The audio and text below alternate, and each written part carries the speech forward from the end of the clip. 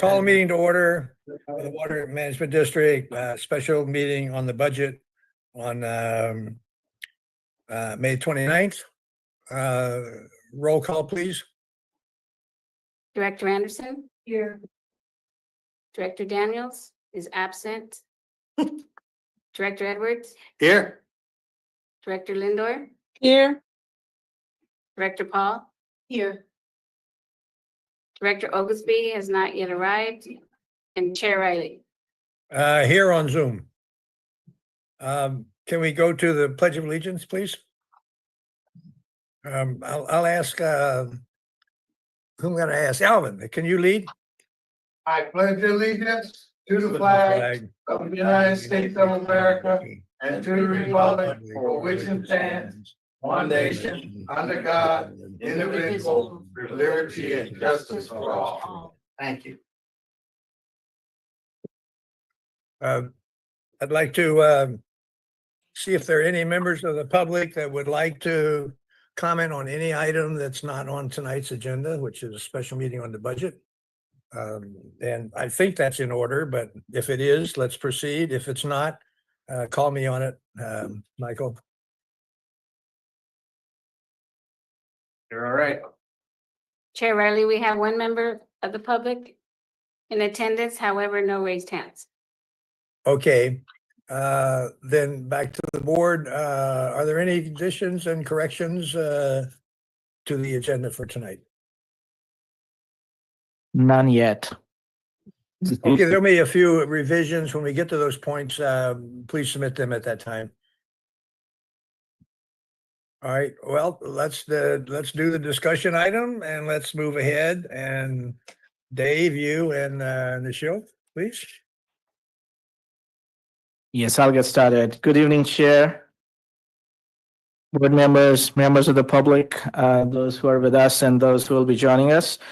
So we are gathered here to go over the proposed fiscal year 25-26 budget for the district, which will be finalized at the June 16th meeting. And this is an opportunity for us to receive any public comments, discuss any changes or any modifications if there are any before we finalize the budget. I'll be going over the budget highlights.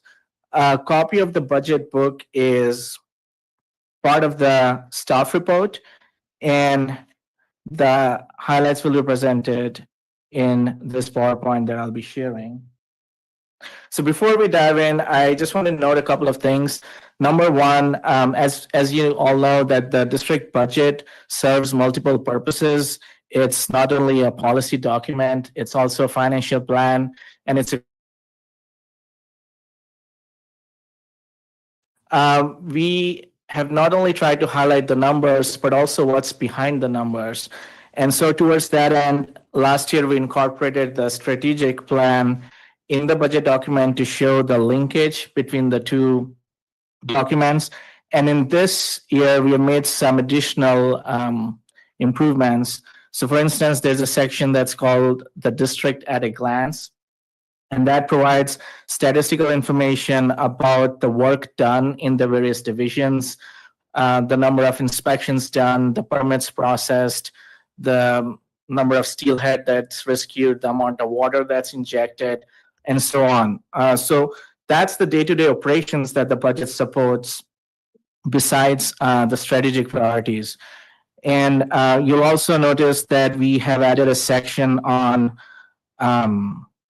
the grants that the district has and how those grants are being used to increase water supply and manage the water situation in the district. And then finally, there's also a section on policies, and this is just an attempt to add or provide more transparency for the policies that the district has. So with that, I'm going to dive in. Let's see if this thing.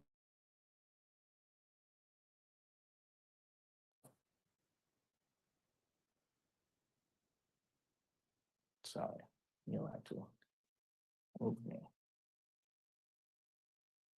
Okay, so the budget has 5 sections.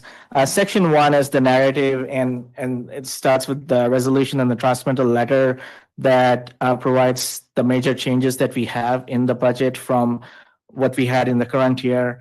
There we also have the mission, vision, the district purpose, goals, and what we do as a district, along with the budget timeline. And then section 2 is about expenditures by year, by fund, by division. And then the biggest portion of our budget is for projects. So there's a detail about project expenditures by division. We also have a basic version of the capital improvement plan. These are the big expenditures that we have, whether for water purchases or other grants, such as the Pure Water Monterey expansion project. Thank you. And then there's a narrative about capital budgets and grants. We also have a section on capital asset purchases. We aren't proposing a lot of assets for next year. The biggest asset is replacing a 2001 Dodge Ram with a multi-purpose vehicle. And then we also have what's called a capital asset replacement schedule. This is a listing of all the equipments and facilities that we have. And this is basically just renewal and replacement for those equipment and facilities. Section 3 is about revenues, reimbursements, and reserves. Section 4 provides a detail about the division budgets and goes into much more detail on the functions that we have under each of the divisions. And then section 5 is about policies and glossary. So this is a brief timeline of the budget. We started in a little early this time at the beginning of March when we sent the budget requests out to the various divisions. Then we received those requests towards the 3rd week of March. Then we compiled the budget, and then we had several review sessions. The appropriations limit was set in the last board meeting. So we have the budget workshop today, and this will be followed by adoption of the budget on June 16th. CFO, Yes, sir. on 519, we set the appropriation limit, and we also had that hearing on staffing. That is something that the government, we are required to do. Yes. Okay, I like to see it up there under that 519 date. We did that. We had it. We voted on it. Now we post it up there. Anybody question us, we can say, look at the budget. Yes. And well, thanks for bringing that up because we did add that resolution. Section 5 has a signed version of that resolution, and it's going to be part of the. Good, but I like to see it up there under 519. Okay. We set the appropriation, we did a resolution, and we did that one. To do. The vacancy? You're talking about the vacancy. Oh, I see. Yeah, the vacancy. The EB, the new legislative. Yes, the Okay. new requirement that we are saying, because I've been looking at that and I didn't look up what we called it, whatever, but we need. Yeah, good point. We'll include that. Yeah, we'll include For that. Yes. The 16th. Yes. Yeah, So, yeah. Thank you. Sorry to Thank you for cut that. you off, but I wanted to catch that before I forget it. Thank you for that. Yeah, that's a new law that went into effect in January of this year, so we'll start including that. Thank you. So the next 2 slides are about the board adopted strategy, and these are more principles that have been used to develop the budget. And as they say, if you want to be inspired, look at the future, and otherwise look at the past for experience. So here we are trying to look at the past and what was done before. So there were a set of 8 board adopted principles going back to 2004. And I think these principles are still relevant. And so we thought it would be prudent to just display it here. And they're also included in the staff report. So for instance, number 1, developing a structurally balanced budget.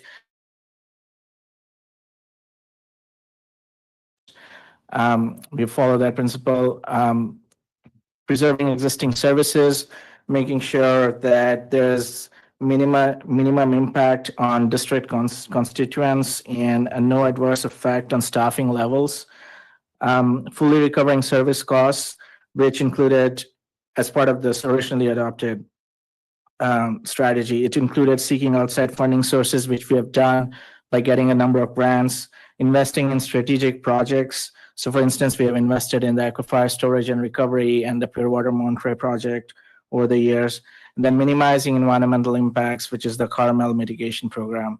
And then finally, also maintaining and replenishing the general operating reserve, starting from 5% at that time to above 50%. And over the past few years, our operating reserve levels have been pretty decent, and we have met this requirement. And then we have a projection for this, as you'll see in the. Yeah, on that topic, I think, and we've discussed it a little bit internally, as we continue to be in the business of selling Pure Water Monterey water as a pass-through, so we're wholesaling, but that expense is becoming a dominant portion of the budget. And I think targeting a 50% reserve as inflation kicks in on that piece of our business is going to be a challenge over time. So we'll have to kind of relook at that, at least that one bullet point going forward. But I can't raise my hand, but I would like to, George here, that middle bullet, fully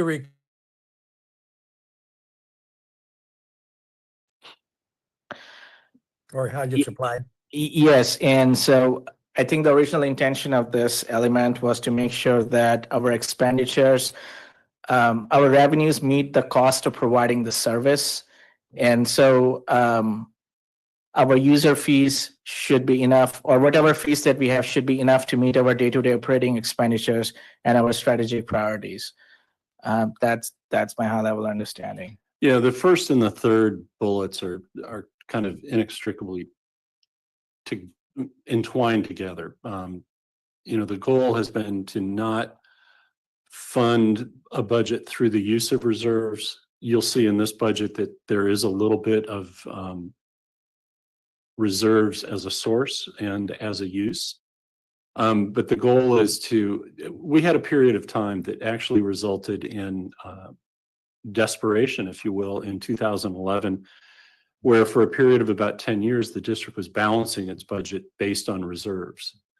And its revenues were habitually coming in below its budgeted planned revenues.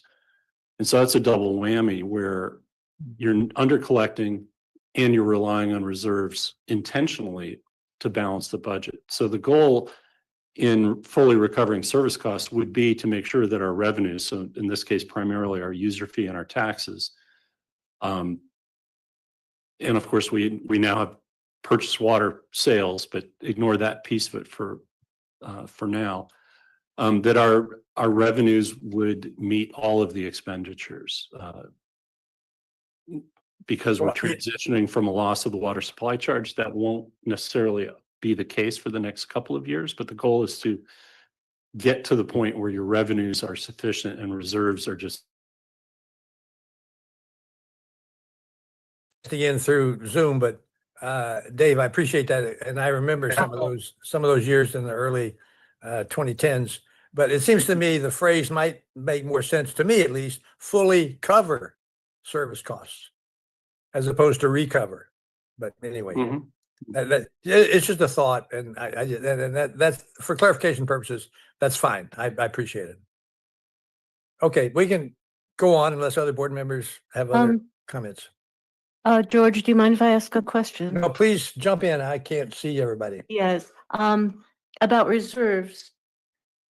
It would be useful if you could tell us how our reserves, our level of reserves, compares with any benchmarks that are out there, whether it's operating reserve or other, just to give us, it maybe the benchmarks are, approximate or not a good match in every case, or there are differences in our special situation, but I think it would still be helpful to be able to compare. Mm-hmm.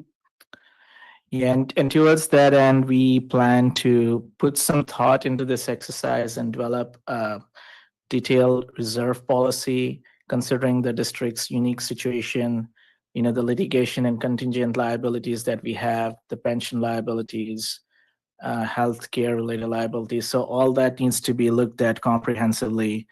And then we can also benchmark each of those reserves because they might have different benchmarks depending on the type of reserve we have. So Right, and the bottom bullet is a benchmark, not relative to others, but relative to policy.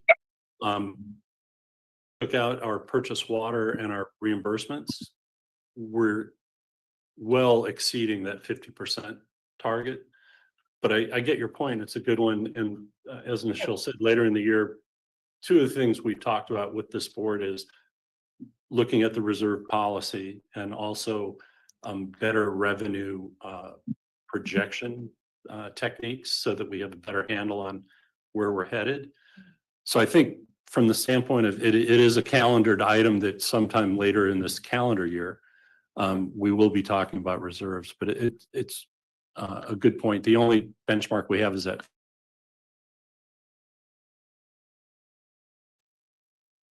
other agencies. that does remind me of a benchmark that GFOA has, and it says that the operating reserve needs to be a minimum of 16.67%, which is 2 months of operating expenditures, but that's the bare minimum. We don't want the bare minimum.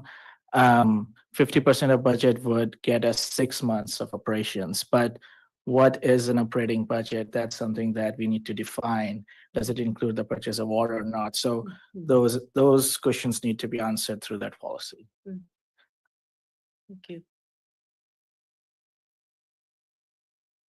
Okay, proceed, please. Got it. Thank you. Continuing on. So this slide is about the budget process itself. And the process is we get requests from the divisions, then we forecast revenues, then we compile our personnel expenditures, which is based on our adopted MOUs, benefits, step increases, COLA increases, and then we forecast our services and supplies based on quotations received for professional services, and then we forecast our project expenditures. So that all comes together. We usually take a conservative stance when forecasting our funding sources or our revenues, and you'll see that in the capacity fees that we have, because I think we are pretty conservative there. The big changes in this budget is increase in purchase and sale of pure water, Monterey water. Of course, we don't have any water supply revenues, and then this. We for the first time, I think in a number of years, as Dave mentioned, we are using reserves to balance the budget, but that percentage is very small. It's less than 1% of our budget. So it's not adversely affecting, the operating reserves by a large margin. And we already discussed developing a reserves policy in the next fiscal year. So this is the breakdown of the proposed budget, 46.58 million. The biggest chunk of this breakdown is purchase of water, 22 million. And I'll go into this in a little detail, but this includes the purchase of operating reserve. The second biggest expenditure item is reimbursement projects, 12.7 million or 28%. Personnel budget is at 6 million or 13%, and services and supplies, including election costs, are at 5% or 2.3 million. Now, this slide compares the proposed budget with the current mid-year budget. And if you look at the very bottom towards the bottom right, the net increase is 3.8% over current year's revised budget. And the two, actually, all four items are increasing. The two services and supplies and reserves are decreasing. So the personnel expenditures are going up by 7.5%. And that's a combination of a number of things. But one is COLA increases that are adopted through the MOU. Then we have increases for the GM salaries. And then the AGM budget is for a full year. And in the current year, we had only included 5 months of salaries for the AGM budget. So that all combines to bring this budget up to 7.5%. I hope that's not a shock. Yeah, there were also the salary adjustments to other positions. Pretty, There are some step increases in there too, yes. but there were more than step increases. You're right. We did the salary survey in the current budget year, so that would be reflected in 24-25. So, Yeah. So the comparison of the new budget to the current budget is primarily just the COLAs and the new positions. Okay. Thank you. But yes. In terms of dollars, you can see salaries and benefits combined is around 450,000. So services and supplies is lower by 23%, and that's because we have a lower legal expenses, which I'll go into. And then project expenditures are higher by 13.5%, mostly because of additional sale of, purchase of water. And then reserves are lower by 3.3 million. And that's because we will be expensing the water supply reimbursement this year, but the cash is going to leave us next year. On what's the correct way to recognize this expense. And we were told that if the expense is known and measurable, then we need to recognize it this year. And so we have a preliminary judgment by the code, and we know what that expense is going to be. So we'll be recognizing it this year. However, the administration costs for the water supply charge will be expensed next year. And so that's in the services and supplies budget that you'll see in one of the next slides or coming slides. Can I interrupt just a moment? Karen, the meeting from the inside, because I can't see the other participants and their hands up or whatever they might do and so on. And then I will just I'll kind of get involved when I have a question or a comment or whatever. But I just feel very awkward trying to run the meeting from Zoom and I can't see the people who might want to comment. So could you do that? Of course I will. I was admiring your willingness to try it. It must be hard. Yeah, of course. Well, I'm willing to try a lot of things new, but this was a little too new. So speak up when, if you raise your hand and we don't notice, please speak up. Just jump in. All right. Okay. Thanks, Sharon. Okay. So we are on this slide, and I actually have a question about, and you might want to address it later, now or later, you can decide, but it's about where we had to cut in order to get to this budget. It's obvious that services and supplies were the major thing. And so just to give us a sense of, I tried to see from the detailed information in the draft. I noticed that staff training, for example, was one item. A lot less was allocated for staff training. There are probably some other things. So I think if you could just give us an idea I see the number of positions, the total number of positions seems to be remain the same. So. Yes, we do have a slide on changes for services and supplies. And a detailed list of changes is on page 16 and 17 of the budget book, or page 34 and 35 of the packet. And we will be touching upon some of those things. If you want to. And if we don't, then, I'm happy to dive into more details. Any other questions? Okay, carry on.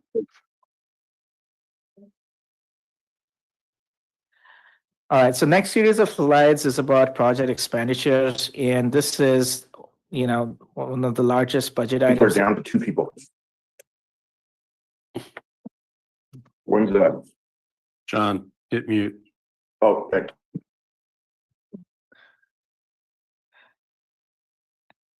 Okay, so the we have over 37.5 million in project expenditures, which is distributed across these three major categories. Augmentation of water supply, 33.3 million. Now, this includes the purchase of water, the 22 million in purchase of water. So this number is high.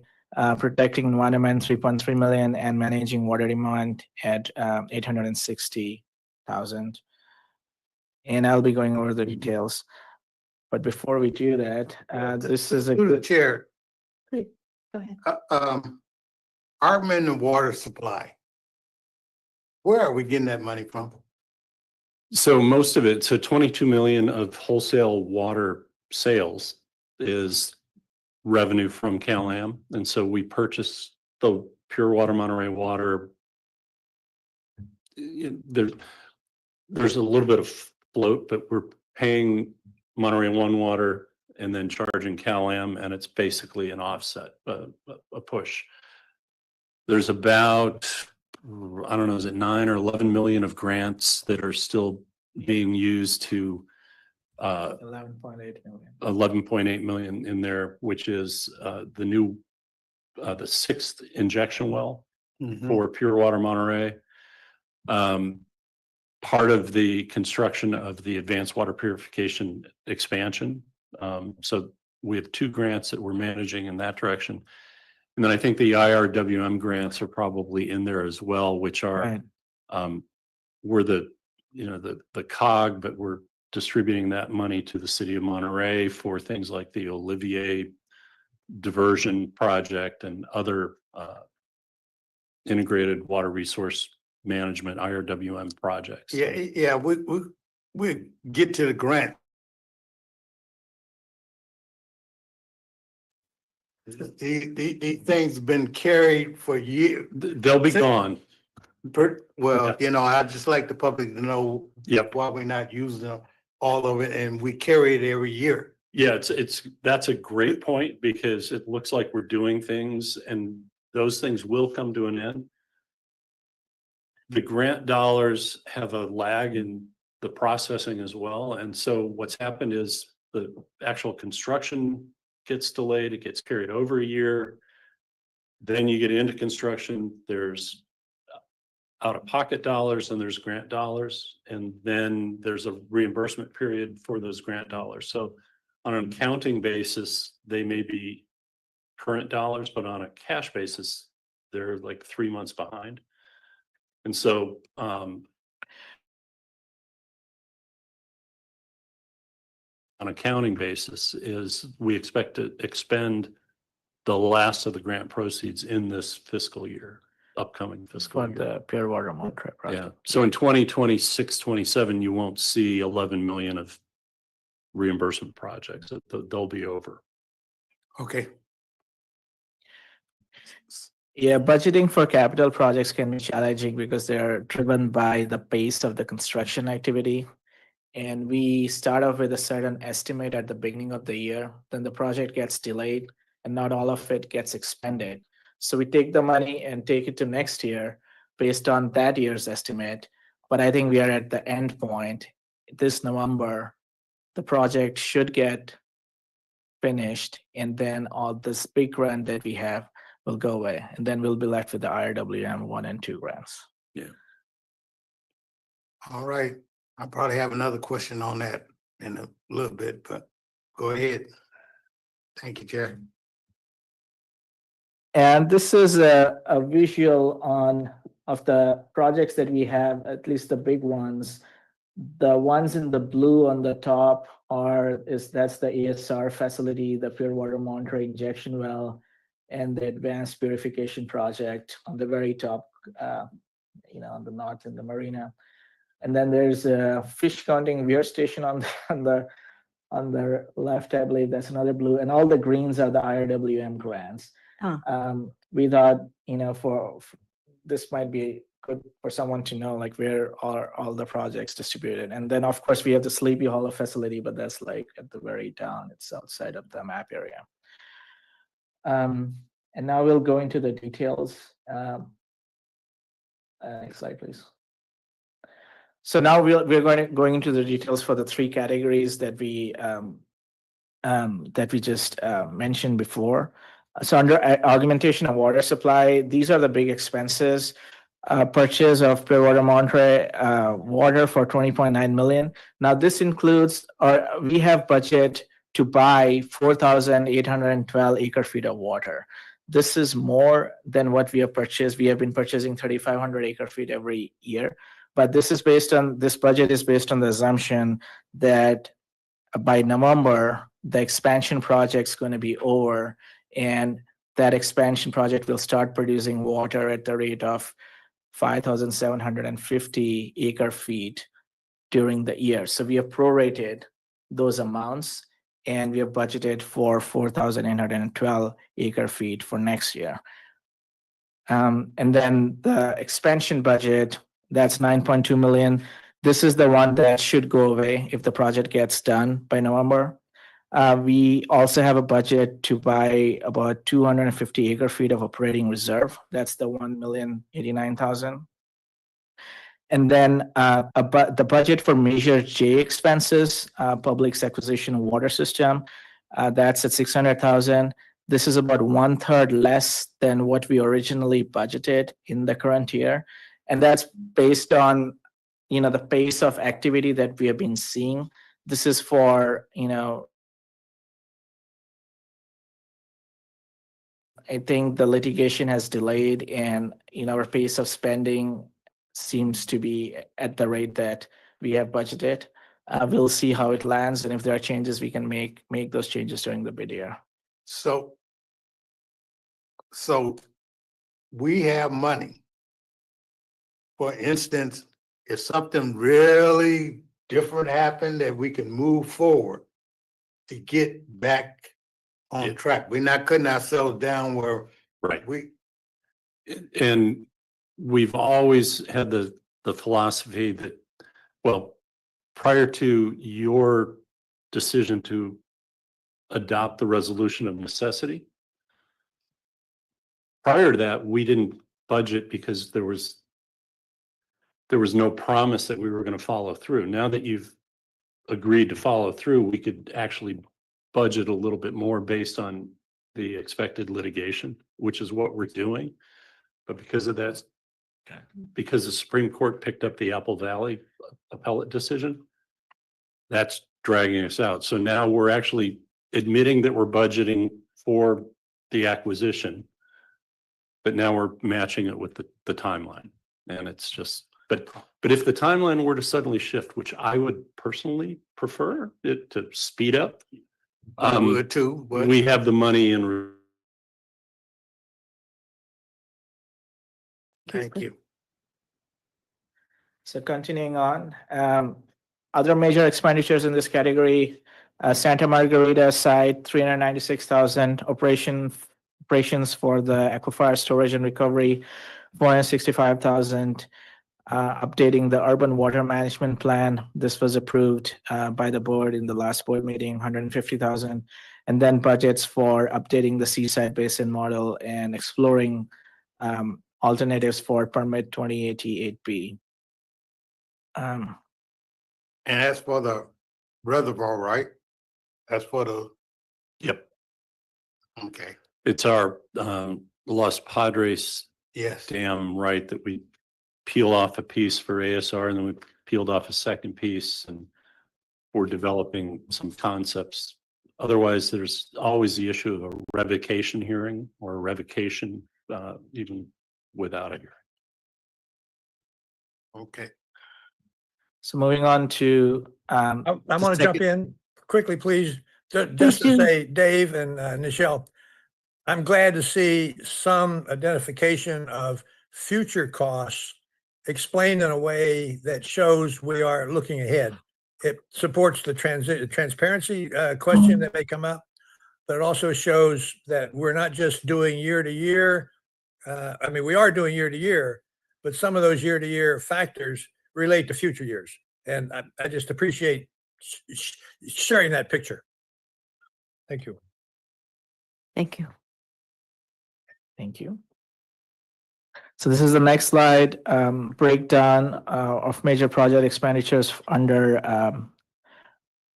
environmental stewardship. So the major expenses here are related to the IRWM 1 and 2 grants.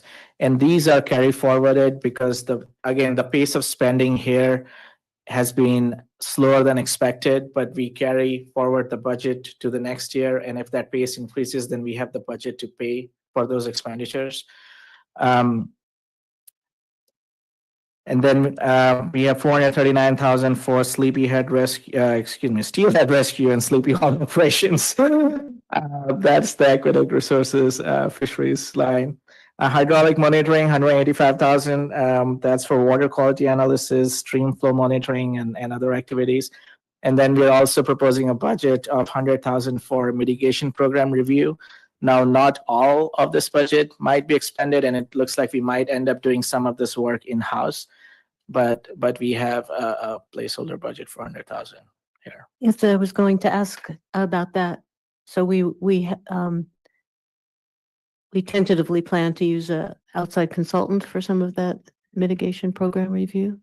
Yeah, Possibly. Yeah. possibly. Okay. Yeah, we have internal staff working on that item that you may recall we discussed at strategic planning that should we choose to carry on the mission, we need to kind of adopt a new set of findings. Yes. Staff is encouraging me to not hire a third-party consultant at this time, but we still have money for it. So staff feels that they could take that on in addition. Well, they've been developing the skeleton of a document in support of the mitigation program, because we've got a whole variety of things we're supposed to be doing under water rights, and other requirements like our Section 10 permit for the Steelhead program has certain requirements. So whereas the mitigation program was started with the EIR in 1990, many aspects of it are still required in these other things, the Section 10 permit and the water rights. And they're going to piece together that case as staff rather than an outside consultant saying, here's what you need to do. That's where we think, that's where they want it to be. So we're giving them the chance to do that. We're encouraging them to do that. Two grants up there, integration, regional water management. Are there federal grants? These are state, and there aren't really federal grants for these programs. And I misspoke earlier calling these water augmentation. As of right now, these are primarily stormwater interdiction. Okay. So it's treated more as environmental mitigation. As soon as we figure out how to fund the taking of those stormwater diversions and sending them to pure water Monterey, they'll become water augmentation. So Okay, so we don't have to worry about the federal government coming here, taking stuff. yeah. And losing. Okay, thank you. So none of those none of the projects that have been already approved are actually going to get the stormwater to pure water Monterey. Correct. Yeah. Okay. But that might be feasible in the future. Yeah, and the Olivier was planning. So it was planning money, design money. So the design is to ultimately send it to the interceptor and send it to pure water, but it's not construction funded yet. So. Cool. I don't know when would be a good time, but if that is, when it seems to be a good time to consider that, maybe we could look at that in the water supply planning committee. Yeah, so we've had this, and actually Mike in his previous position identified, I think it's 5 stormwater diversion projects, and we've kind of cobbled them together in a request for federal money that we've got. So the whole federal process is in a authorization and then an appropriation. And so we've got authorization for up to 20 million. We don't have an appropriation yet. So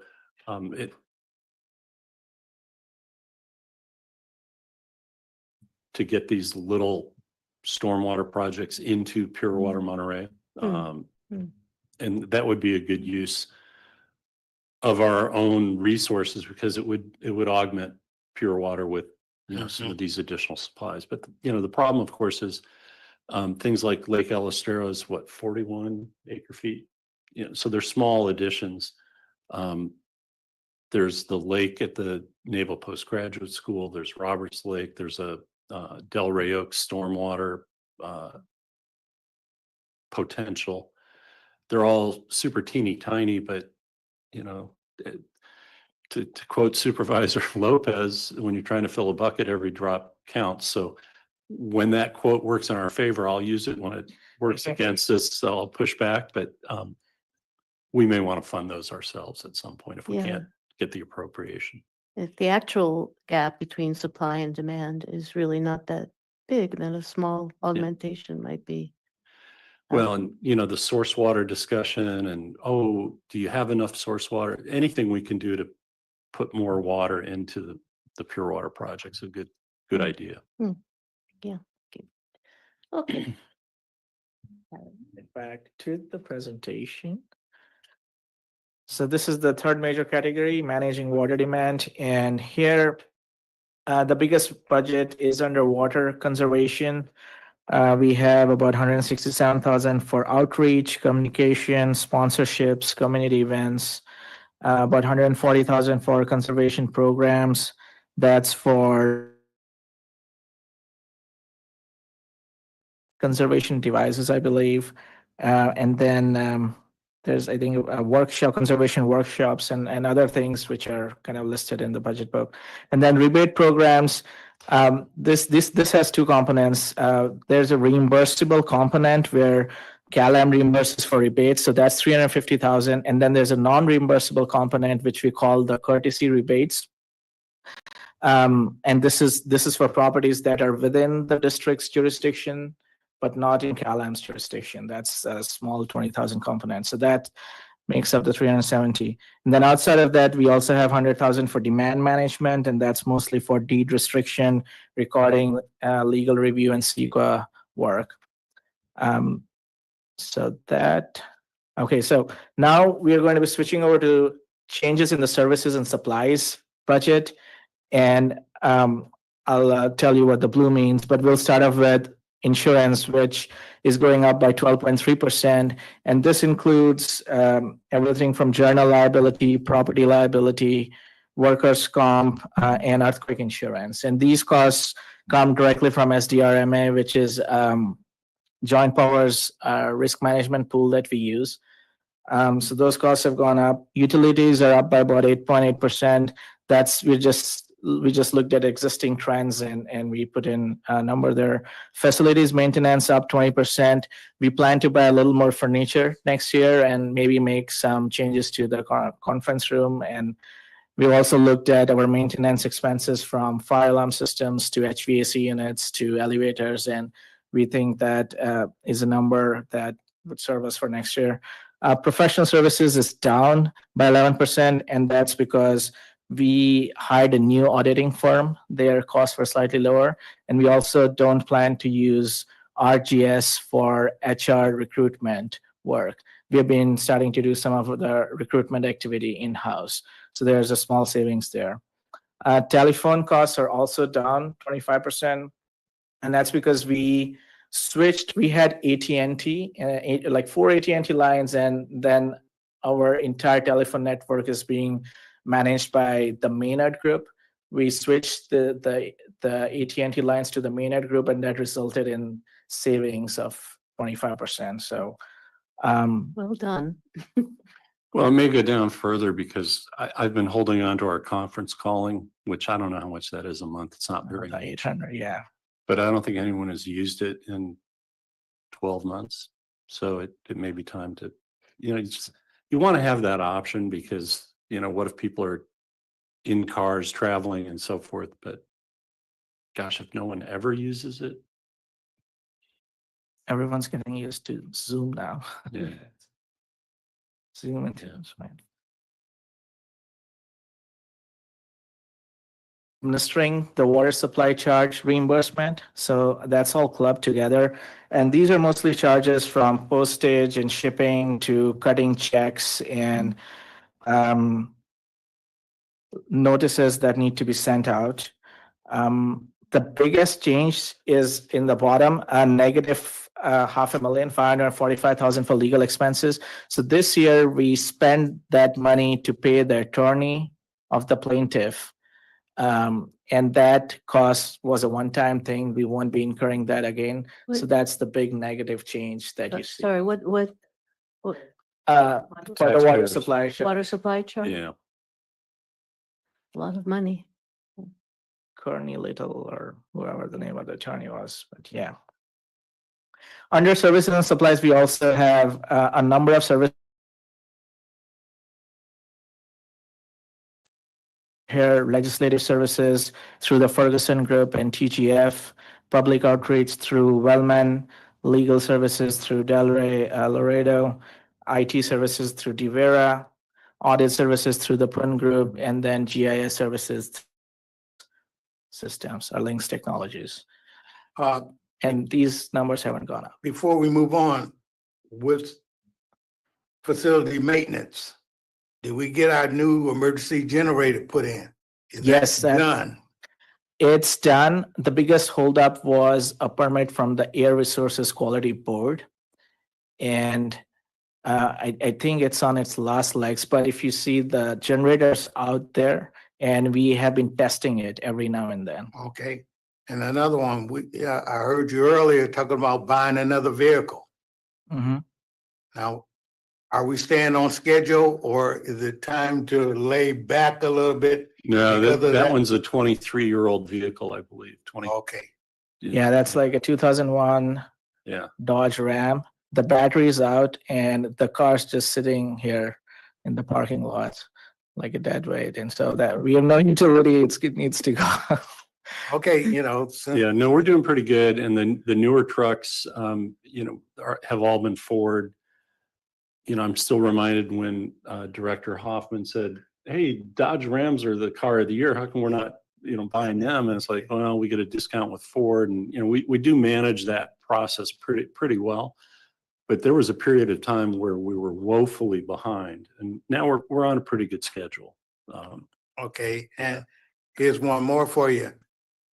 The taxpayers lawsuit.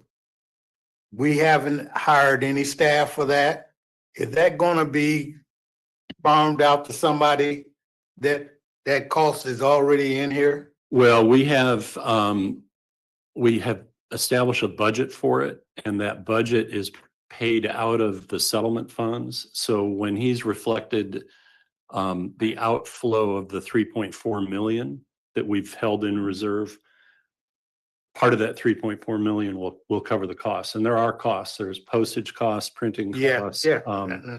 We've been using a GIS specialist who's our GIS specialist, but we're accumulating those hours separately as kind of outside his contract to us. And so they're all there, but they're getting covered through the 3.4 million that you see reflected in the current budget. He did point out that the $545,000 was the legal expense that we paid in the current year that we don't expect in the budget year. What's not reflected is there's been some discussion about the Sierra Club's claim for legal fees. We have not budgeted for that because A, we think they have no claim, and B, it's potentially going to run through to the next fiscal year after that anyway. And, so we can't really project, but there may be a loss of legal fees in But that case. we're still working under the notion of pay as we go. Yeah. So that's why I want to make sure everybody know that we're still paying as we go. Bill come up, we will take care of it. Yeah. And that's part of your reserve policy too, which is unforeseen Mhm. settlements. Yeah. Okay, thank you. All right, so back to the presentation. This is an attempt to link the budget with our strategic priorities. And not every goal can be linked one-on-one, but here you can see that goal number 1 is getting the maximum if we consider the purchase of water. And then goal number 2, implementation of the public ownership. For measure J, that's 600,000. Goals 3 to 6 is some combination of operating budget and capital budget. But the budget is an exercise where we match goals and give price tags to those goals. And that's what we're attempting to at least show here. That these are inextricably linked together. Sounds okay though. All right, I'll keep moving. So now we come to the revenue side of the budget, and we call this estimated revenues because budget is just the expenditures. These are estimated revenues. And 45% of our revenues are water sales. That's 20.9 million. The next big category, reimbursements, 12.9 or 28%. And then user fees is at 17%. And I'll go into the details of how we, forecasted this in the next slide. Property tax, 3 million or 7% of the budget. And then capacity fees is 450,000. What's interesting here is interest costs are at 600,000, which is actually higher than our capacity fees. So it's still a substantial amount if you consider like the big revenue streams. So what has changed? Our operating revenues are higher by about 26%. That's 33 million. And our reimbursement and grants are lower by 8%. And then the budget anticipates using 558,000 of fund balance to balance the budget. And then the new vehicle that we plan to purchase, we plan to use our capital reserve. So that's the 55,000 there. So combining all of that, our total revenue comes to 46.58. And this is a breakdown of that revenue, starting with the biggest one, water sales at 20.9 million. Now here, the amount of water that we are purchasing has gone up by about 35% from last year. And then the rate of water is also up by 4.5%. So together that changes a 43% increase. User fees are up by 5.4% or 7.8 million. And here,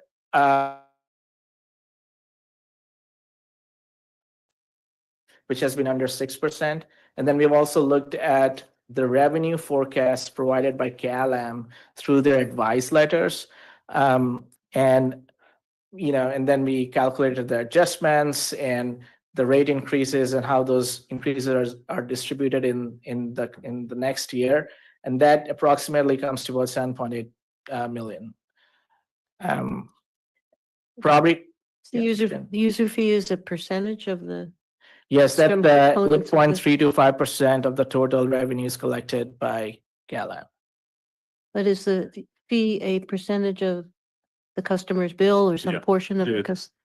Yeah, unfortunately, it's not the whole bill. It's part of the bill, yeah. Most of The it. volumetric charge plus the meter charge Mhm, times 8.325%. mhm. The Pure Water Monterey purchase cost is levied as a surcharge on the bill. Yeah. Our comments during this upcoming rate case are going to be to try to move the surcharge into base rates because it's such a significant piece. Mhm. And we will encourage, CalAm is going to want to keep the purchase water surcharge as a surcharge. We think that they could take a base piece of it, say 90% of the total cost of purchasing Pure Water Monterey water, roll that into base rates, and then if they need flexibility, the rest of it can be a surcharge, but you shouldn't surcharge the entire Pure Water Monterey purchase water cost. Mhm. And so if that were to happen, then, the volumetric and meter charge would obviously go up in rates, and that would help our user fee, but Mhm. that's not the sole reason to do it. It's, It's a major cost. surcharge proliferation has been a problem. Right, So- right. So the only thing you don't see here are those reimbursement revenues, basically. which is I the think. next slide. Yeah. Yeah, property tax up 3.4%. We have in the current year, 2.9 million in property tax revenues. This is a slight increase. Capacity fees going up by 12.5%. We have a number of multifamily projects that are coming up, and we believe that this is a conservative estimate of those capacity fees. Permit fees, no change, and interest revenue. This is a slight reduction, and it's hard to predict where the interest rates are going to go, but we're assuming that they will go down by a small margin. And then we have other revenues for deeds and whatnot. So yes, Go over the capacity fee we should get. And first of all, please define it. Never remember this one. Somebody, whoever. So it's capacity connection charges. it's a connection charge. It basically, when somebody pulls a water permit, they're adding an increment of water to, or an increment of demand to the system. So if you do a home remodel and you're adding a bathroom, it's a little tiny increase in water use. If you're doing 100 and but because we've paid for water projects, we're still unreimbursed, maybe over 12 million on the Pure Water Monterey project. The concept of a connection fee is welcome new user. You're going to make a down payment on past expenditures in the water system. And so it's, we call it a capacity fee, but it's very much like a connection charge. Right, it's like a fixed cost related to increasing water capacity in the system. And we've tried to levelize our expectations, but as an example, when the new Marriott in Sand City came in for their water permit, it was a huge check. And and Nichelle just spoke to that there are a couple of projects that are out there that may land in this budget year, the new budget year, but we've tried not to overly predict the growth. Obviously if we're successful at lifting the CDO, and it'd be helpful if Josh, while listening, would encourage CalAm to participate in that. But the lifting of the CDO would likely see some raw land development with the setting of new meters and so forth. And so we haven't forecasted that level of development. But should it happen, if it were to happen mid-budget year, you might see some pent-up demand come out and capacity fees would be higher, but we're not counting on the windfall. And talking about that permit fees, when was the last time we looked at them, raised them? I don't want to see us haven't done nothing in 4 or 5 years and then come up there slam. Yeah, so curiously, I had us look at them about 5 years ago because I thought they were too high. And I thought we should cut everybody a break and reduce them. They were originally set, I don't know, 25, 30 years ago, but there was in our ordinance that established them, there's a CPI every year. So they go up by the CPI, and you adopt that every year by, I think by resolution. Yeah, you'll look at this in the next board meeting. We'll look at the Bay Area CPI index and bump this. Well, and So- also the processing fees and the various different fees and charges. Yeah, so we do get reimbursed for legal review and so forth as well. But anyway, so that's the voice that made me get off the idea of reducing them. And and part of it was, hey, look, we're into Pure Water Monterey for 12, 13 million of as yet unreimbursed, and we don't have we don't have an administrative overhead on the Pure water sales. So we're just passing through the cost. So we're never getting reimbursed for that 12 million except capacity fee buy-in. And so that was what convinced me to not reduce the capacity fees, because we have had, we spent 6 million on the ASR treatment building. You know, there's things we spent money on that are, you know, real out of pocket. So when a water permit is pulled and a end user pays our capacity fee, it's gone to kind of, right now, let's say it enhances reserves, but we used a lot of money to build those projects. So I just don't want to see us get behind on permit fees where you come up and asking for 10%, 15% yeah, raise in them, and you give sticker shock to the public, and they, you know. I know these other utilities every year, our rates are going up, so. yeah, our hope is to actually, you know, keep capacity fees where they are and then start reducing the user fee if we're getting beyond our later in the year to be adopted reserve policy. You know, once we hit a point where our revenues are exceeding our sensible uses, we should be giving the ratepayer a discount, you know, and move that 8.325% to 8% to 7.7%, you know, whatever is the market clearing rate. But Okay. I don't think it'll happen. The adjustments to our intake and our outflow should not be in the capacity fee. It should be in the user fee. How is the permit fee determined? How is it calculated? So Stephanie, you want to do that one? Yes, I actually, please, thank you. So we're talking two different things. The capacity fee is the fee that we charge for the incremental amount of water that is needed for a project. And it is based on a cost per acre foot amount that has been adjusted since 1980. Geez, I think 1985. Based, and that is just the amount of water that is needed for a project. The permit fees on this line item, 198,000, have to do with all the different charges that we charge for processing. And so staff time to do inspections, prepare permits, record documents, that kind of thing. The board actually will be getting an update on our fees and charges table at the June board meeting.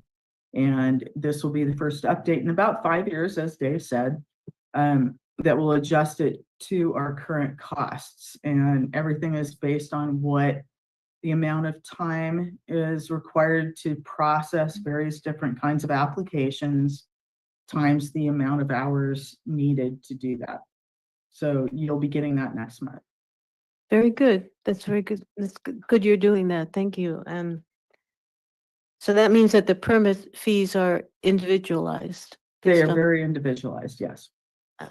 And one thing that's not here, and I'm just going to state it without much discussion, we may have some administrative fines in this coming budget year, but we've not projected those. Oh, don't say that. Yeah. That's something I Our might agree. our goal is to not make money from fines, though. So, Correct. Right. To not, to About time. to not have reason to fine anyone. Yeah. The goal. 100% compliance. All right. Let's continue. all right. So these are the reimbursements that Dave was referring to.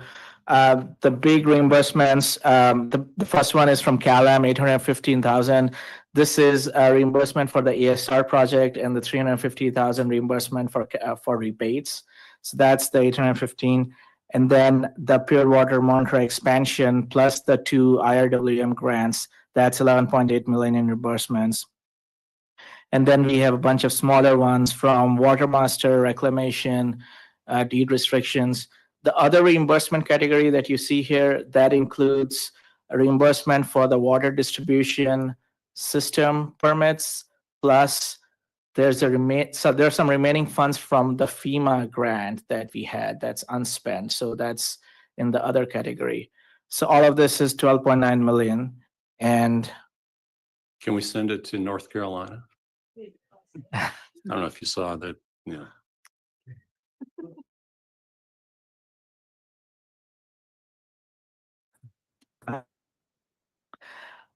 These are the sources and uses that show that the budget is balanced.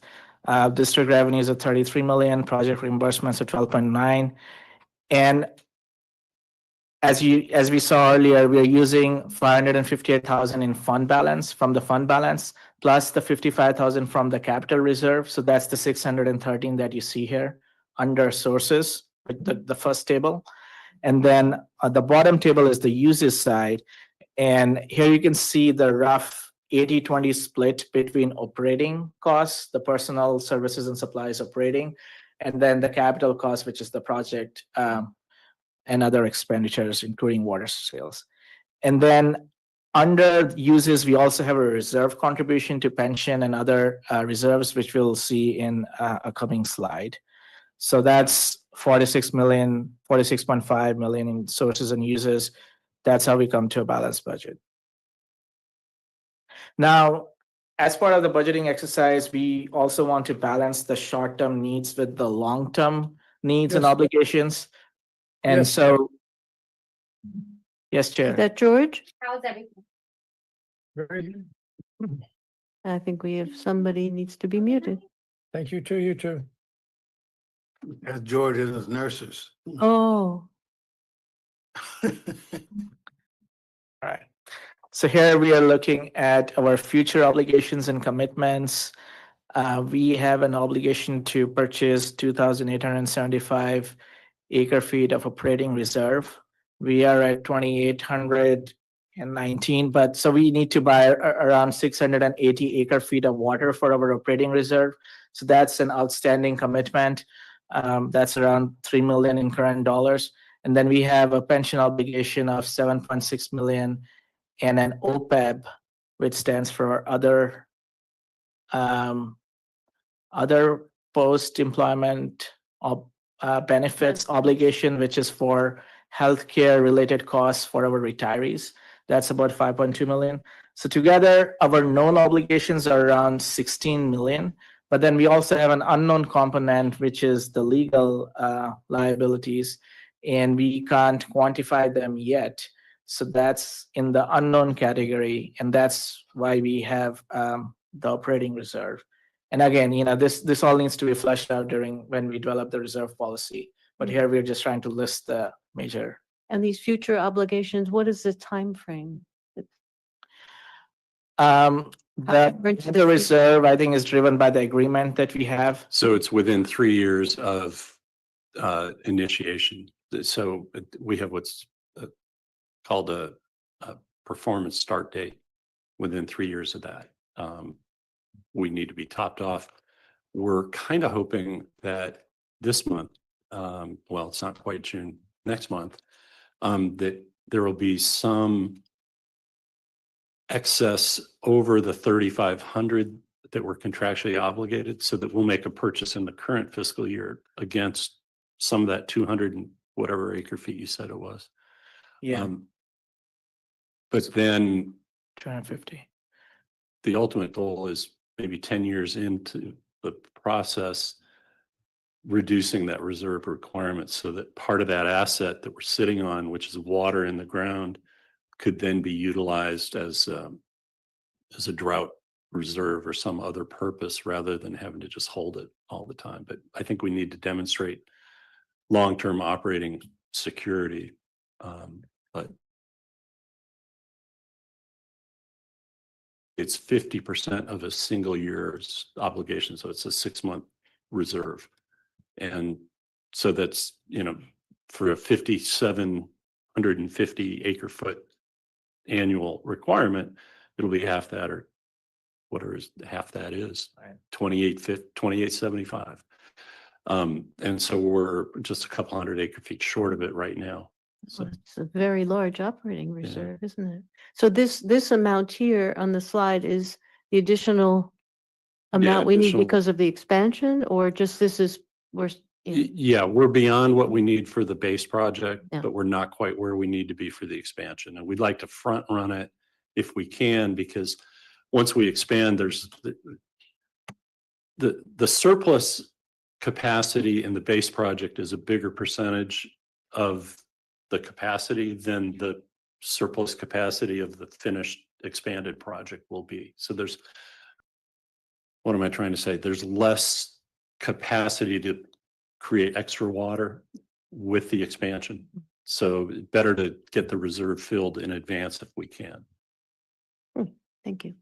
So with our pension obligations, have we heard anything from PERS, the way the market is going up and down, and what we undone with salaries around here that it's going up? Have we heard anything, and are we prepared if it go up with what we put in reserve for the last, 4 or 5 years? Right. That's a great question. And just to answer your question first, for pension and OPEB, the actuarial report projects it out for 30 years. So the time frame is much bigger than what we have for the first obligation. And then to your question, based on the market, gyrations and the increases that we had, our pension liability obligations is probably going to go up.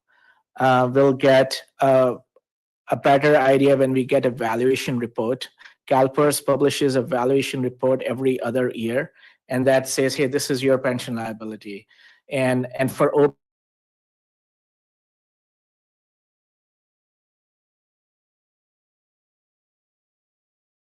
the question is, are we contributing enough towards these liabilities? I want to say no, but we'll have a policy that says what's our targeted funded ratios. Like I think right now our funded ratio is in the 70% or lower.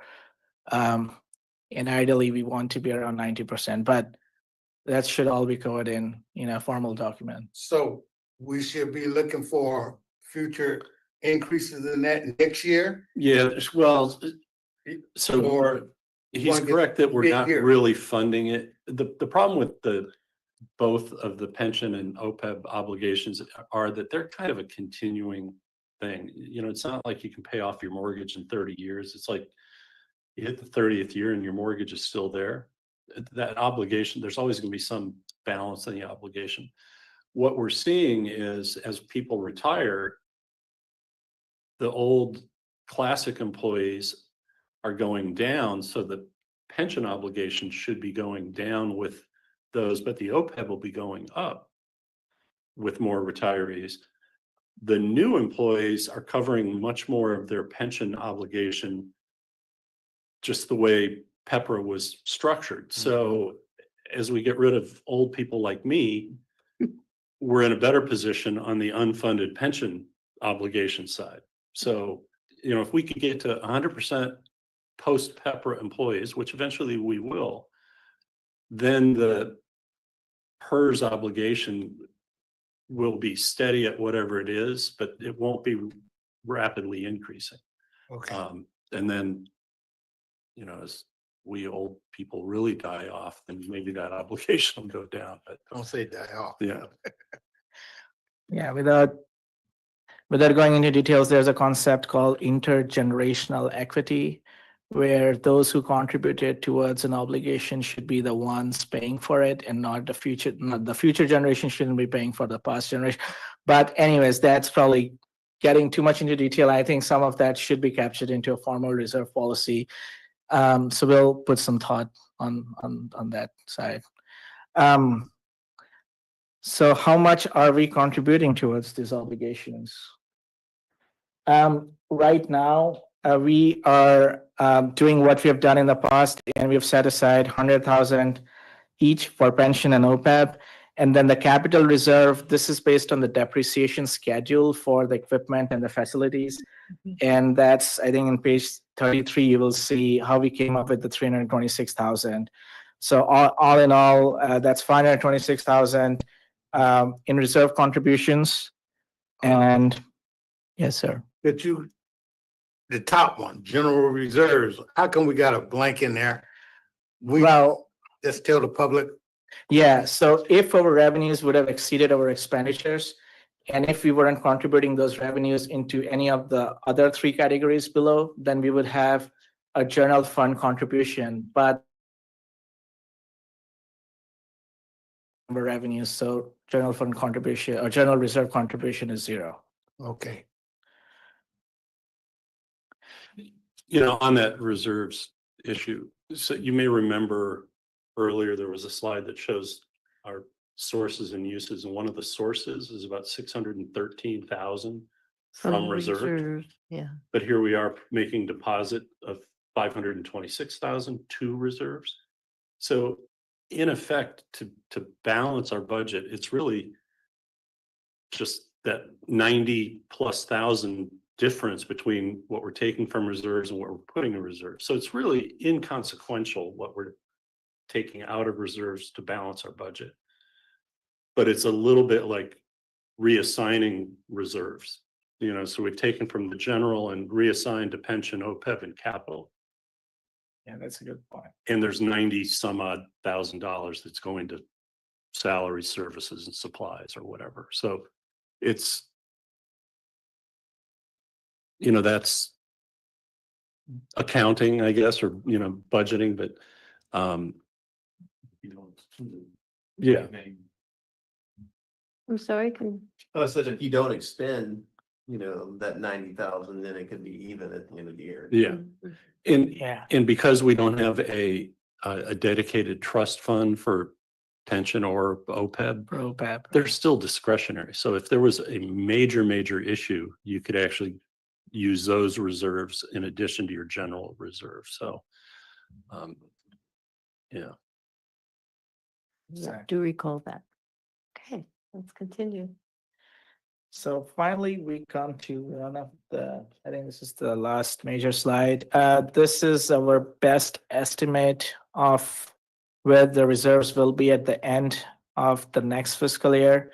And we are projecting that our operating reserve will be still more than 16 million. Again, this will all depend on actual revenues and expenses, and this situation can change every money leaving. So it's a hard estimate to do, but the reserves capital reserve of 2.2 million, and then pension OPEB combined will be 1.6 million. And you know, litigation is still at 250,000. Now, draw the litigation reserve because we paid some legal payments this fiscal year. But if our revenues are enough to cover our expenditures, then we might not draw on the litigation reserve. So we set it at 200, we kept it at 250,000 for next year. And then the water supply charge, that's going to go away, the 3.3 million. And so that's going to be zero at the end of next fiscal year. But I think, you know, we should heap a little bit of praise on Nishil because he managed to get the water supply charge off the tax bills this year, Yeah. which saved a whole bunch of machinations with respect to dollars, and it made our budgeting process much more clear because the water supply charge that you see at the bottom there was already sequestered. You know, we kept it as identified that, you know, maybe we're going to have to return it.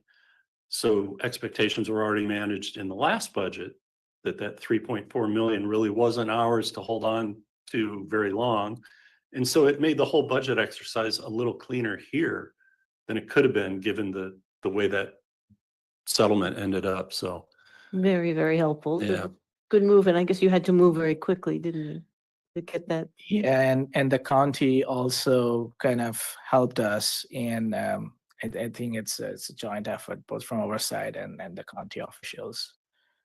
Yeah, prevention's better than cure, and I'm glad that we were able to take it off the books in time. What's the flood drought reserve? This is not water, this is money we're talking. Yep. So So Or- let me give you an example of how it's been used. In 2016, we were in the 4th year of drought, and we decided to do a public outreach campaign called Go Blue, I think is the phrase, you know, save water, go blue. And we budgeted 90,000 plus that wasn't in the budget. And we took it from the flood drought reserve.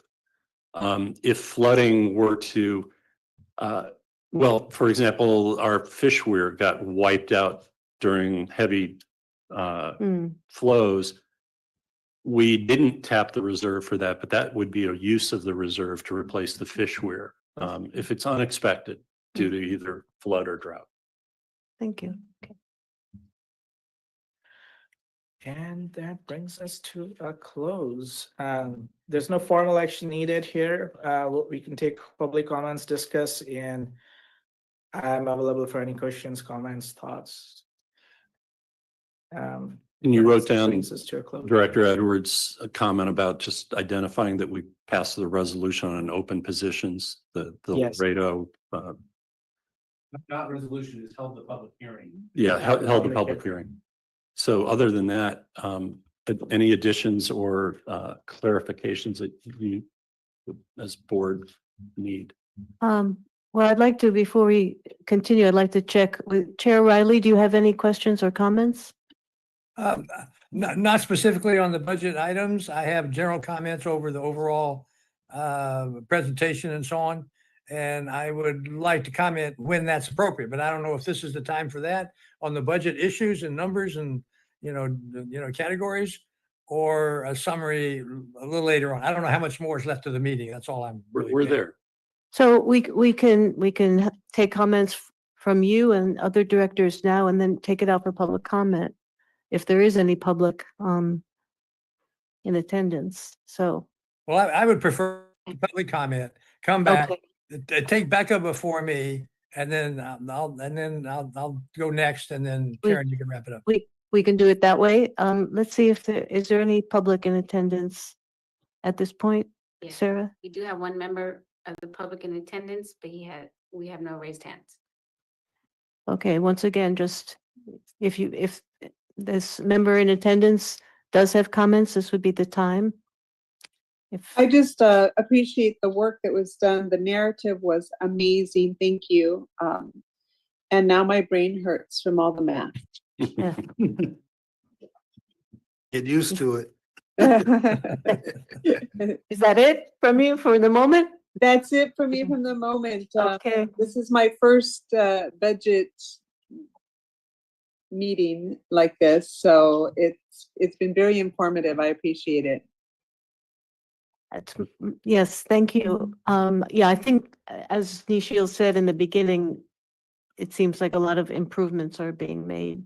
And Yes. I appreciate also the way information is presented from different angles.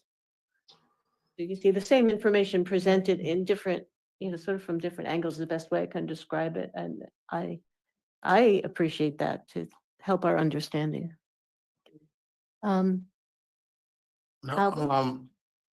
Job well done. It's clear. I think we discussed a lot of it and cleared it up, so we can point the public to this meeting right here for the next meeting that we have when we approve the budget. But I like to go over in the future some of those numbers that y'all added on to this. Let the public know what we have done. Future, think about that one. Tonight was a good one for the numbers and going over with the public. What's all this mean, and the explanations that y'all gave were very, very good. So, job well done to staff and to you, CFO and general manager and assistant general manager. So. Well said, I agree. And I want to add something that, and I know George has comments and you Mhm. probably have comments, but when you take away our wholesale purchase water and the capital investment, we're about a $13 million budget. And we've had folks like Mr. Rowley come to us and say, you're growing out of control and this place needs a Doge, and different comments about the size of our budget. But we have built things, and now we're not building as much stuff, but we've built things that are producing benefits. I Mhm. mean, let's face it, Cal-Am has been in compliance for 4 years because Pure Water Monterey exists. But we're only really a $13 million operation. We haven't grown radically from where we were 10 years ago. And so we're applying money very smartly, and we produce things with it, but we're not growing out of control, which, you know, we're going to have to make that message clear on the 16th as well, because it looks like it's a big budget. You know, we're $44 million, $46 million operation, but the core has not changed that much. That's for the public. Yep, it's That's. completely beneficial. You know, yeah, it's money well spent, and it's, yeah. To that beginning of the draft, district purpose and activities where you kind of go over, summarize the water projects, the water augmented supply projects. And I think it's very good to include something like this. It's 2.5 pages. I have to offer a few edits, suggested edits that I could send to you, just to make it even clearer, even sort of just drive the important points, I don't know, to make it more memorable or clear, and a few things that weren't totally clear to me. So for clarity, so if you would not mind, I can just send you some suggested edits, and then you can. Yeah, that would be great. Thank Okay, you. I appreciate that. But I like that. This could also be a standalone. I mean, it's, I think it's a very, very good idea to include that, and it's well done. George, I'd like to make a couple of comments. One is the clarification of a lot of the number issues were emphasized in a more summary fashion in this budget, which I thought helped create understanding, helped create transparency, but also led to a more focused discussion on the budget, I thought.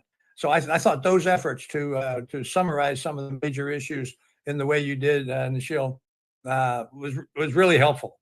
So I want to congratulate you and Dave and the rest of the staff on. And for example, you include a map. I've never seen a map in one of our budget issues before, but you included a map on the location of where some of our investments are going. And I like that. Overall summaries, and the others have commented on that. I want to go back to just what Karen mentioned about the breakout of different ways to focus on the budget, and like the focus on water supply and that early narrative about what's in this budget and why it's in this budget. I just want to remind people that Cal-Am has owned the water system since the 1960s, I believe, mid-60s somewhere, and they have not provided a drop of new water in 60 years of ownership. Not one drop. They've had plans and plans and plans and plans and plans, and none of them, not a single one of their plans, have made progress. They might make a little bit of progress on some of the ASR wells this time around, but that's not new water. That's just moving water that's created elsewhere into the ground for their purpose. So anyway, I just want to remind what the district has done over the last 15 years or so, and identified here in the new water efforts that have been successfully pursued by the district and paid for by the district. Even though Dave wants to comment on, we are a $13 million operation, annually, day to day, but the result of that $13 million has been, another $30 million worth of water supply. So I think we ought to be enormously proud of what our leadership has done, what we've done by taking advantage of opportunities and science and willing cooperation from other agencies and the will to move forward. And I just congratulate everybody on that. and the history of the district over these large number of years, 15, maybe 20 years. I don't know how far back Dave wants to go, but I think all of those efforts are paying off, and we're seeing the benefits of it as we get closer and closer to a reliable water supply. The last thing I want to do is thank Nichelle and everyone for this kind of presentation, and I want to thank Karen for running the meeting. And Karen, I just would like if you could close the meeting if there are no more comments.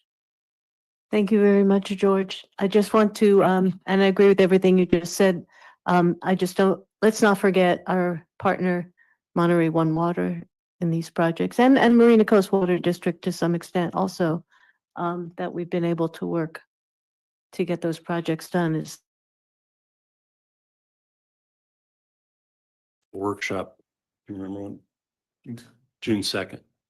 And, I'd like to be a fly on the wall to see if they remember us during their discussion. Well, it's good to be able to have a successful, that it's been successful. I'm sure it hasn't been easy, but it's been successful. Show that public agencies can work together, and in the future, regional water problems are to be solved. Other agencies are going to have to work together. So it's good to have us, that we were able to accomplish what we did with water supply so far.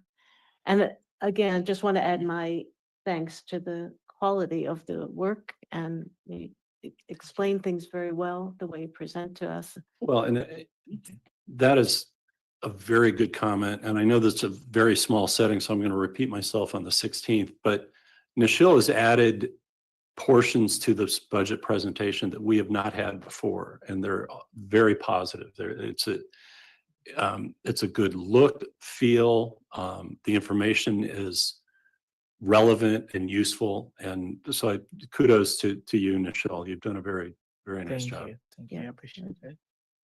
And we'll continue to improve it. If I can just add one other comment. I am in a hospital, but I am really doing fine. And this may be the end of the procedures that I have to go through. There's been a cycle of three things. But anyway, I just want to share that while I have a captured audience. Thank you. Can't wait to have you back, George. Looking forward to it. I don't know how many people could give a commentary like you did from your hospital bed, but I'm wondering what they're feeding you. Still strong for 2 years.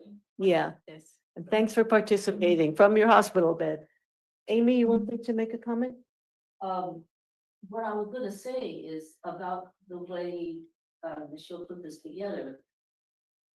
As was mentioned, there's a number of different ways you're looking at the same information, whether you divide it by division, whether you divide it by, there's all kinds of ways that the material Funds, yeah. appears again and again, and then you start to get a feeling for all this interconnection. Mm. And, oh yeah, I know what that is, because we looked at it before, it was very helpful to me. Yeah, me too.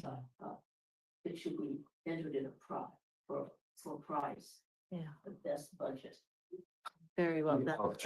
Check in 3 years after we take over Cal-Am, we have 90 new employees and a bunch of different cost centers and so forth. It'll become messy. Okay, any last comments? Nope. Then we are adjourned. Right. Thank you, everybody.